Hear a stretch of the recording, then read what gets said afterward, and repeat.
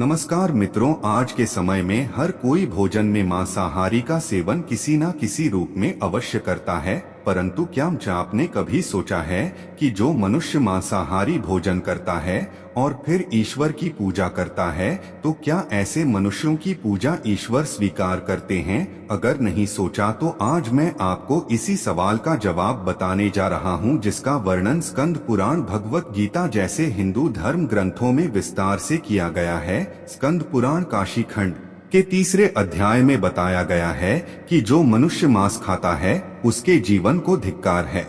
ऐसे मनुष्य को ना तो मृत्यु लोक में कभी सुख मिलता है और ना ही मृत्यु के बाद दूसरे लोक में ही सुख मिलता है। साथ ही स्कंद पुराण में प्रसंग का और भी वर्णन मिलता है, जिसके अनुसार जब एक बार सभी देवतागण काशी पहुँचे तो देखते हैं कि बाघ जैसे हिंसक पशु भी वहाँ घासपात खा रहे हैं। साथ ही स्कंद पुराण में यह भी बताया गया है कि अगर भूख से किसी प्राणी की मृत्यु होने को हो तो भी उसे मांस नहीं खाना चाहिए। इतना ही नहीं, इसके अंदर पुराण के अनुसार भगवान शिव उन लोगों की भक्ति अथवा पूजा कभी स्वीकार नहीं करते जो मांस मदिरा का सेवन करते हैं। स्कंद पुराण के अलावा वहाँ पुराण में भी इस बात का वर्णन मिलता है, जिसके अनुसार भगवान विष्णु के वराह अवतार पृथ्वी देवी के पूछने पर कहते हैं कि जो मनुष्य मांस का भक्षण करता है, मैं ना तो उसकी पूजा ही स्वीकार करता हूँ और न ही उसे अपना भक्त मानता हूँ। साथ ही भगवान विष्णु के वराह अवतार पृथ्वी देवी से यह भी कहते हैं कि जो मनुष्य मछली या दूसरे पशु के मांस का सेवन करता है, मेरे लिए उससे बड़ा अपराधी और कोई भी नहीं। इसके अलावा गीता में भगवान कृष्ण ने यह भी बताया है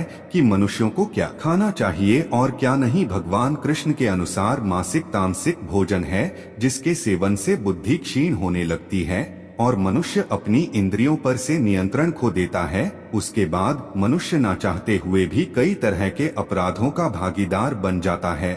और ऐसे मनुष्य जब मेरी पूजा करता है या मुझे याद भी करता है तो मैं उसके पास नहीं जाता। साथ ही गीता में भगवान श्री कृष्ण कहते हैं कि मांसाहार भोजन राक्षसों के लिए है, ना कि इंसानों के लिए। गीता में भगवान श्री कृष्ण ने आहार को 3 वर्ग सत्व, रज और तम व्यवस्थित किया है, जिसके अनुसार सात्विक आहार आयु को बढ़ाने वाला, मन को शुद्ध करने वाला, बल बुद्धि स्वास्थ्य और तृप्ति प्रदान करने वाला होता है।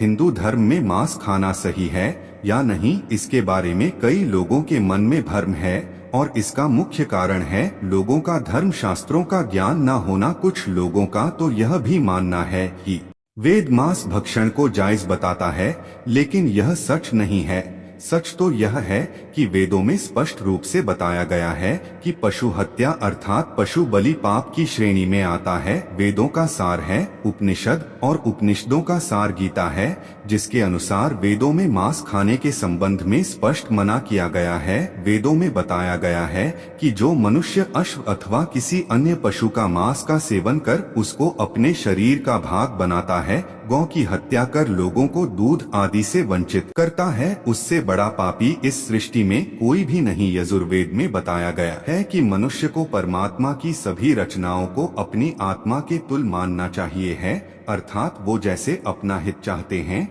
वैसे ही अन्य का भी हित करें। अथर्ववेद में कहा गया है कि मनुष्यों, तुम चावल दाल गेहूं आदि खाद्य पदार्थ आहार के रूप में ग्रहण करो, यही तुम्हारे लिए सबसे उत्तम और रमणीय भोज पदार्थों का भाग है। तुम किसी भी नर और मादा की कभी हिंसा मत करो। वह लोग जो नर और मादा भ्रूण और अंडों से उपलब्ध हुए मांस को कच्चा या पकाकर खाते हैं, तुम्हें उनका विरोध करना चाहिए। वहीं ऋग्वेद में भी बताया गया है कि गाय जगत की माता है और उनकी रक्षा में ही समाज की उन्नति है। मनुष्यों को उनके समान सभी 4 पैर वाले पशुओं की रक्षा करनी चाहिए। वहीं गरुड़ पुराण में भगवान विष्णु पक्षीराज गरुड़ को एक कथा सुनाते हुए कहते हैं कि जो मनुष्य मांस का भक्षण करता या फिर मदिरा का सेवन करता है, उसकी भक्ति या पूजा कोई भी देवता स्वीकार नहीं करते और ऐसे मनुष्यों की ना ही कोई देवता मदद करते हैं। इसलिए मनुष्य को चाहिए कि वह सात्विक भोजन करे ताकि उसे अपने जीवन काल और मृत्यु के बाद भी ईश्वर का सानिध्य मिल सके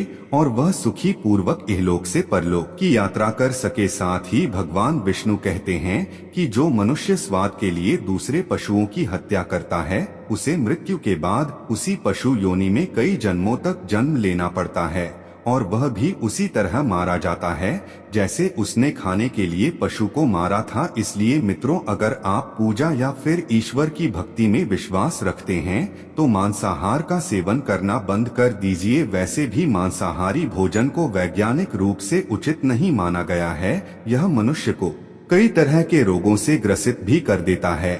और जहां तक धार्मिक मान्यताओं की बात है तो उम्मीद करता हूं कि आपको वह समझ आ ही गई होगी। तो मित्रों, आपको हमारी यह प्रस्तुति कैसी लगी नीचे कमेंट करके अवश्य बताएं। अगर पसंद आई हो तो ज्यादा से ज्यादा लाइक और शेयर करें। साथ ही ऐसे ही पौराणिक और आध्यात्मिक जानकारी के लिए हमारे YouTube चैनल को अभी सब्सक्राइब कर लें। अब हमें इजाजत दें। आपका बहुत बहुत धन्यवाद।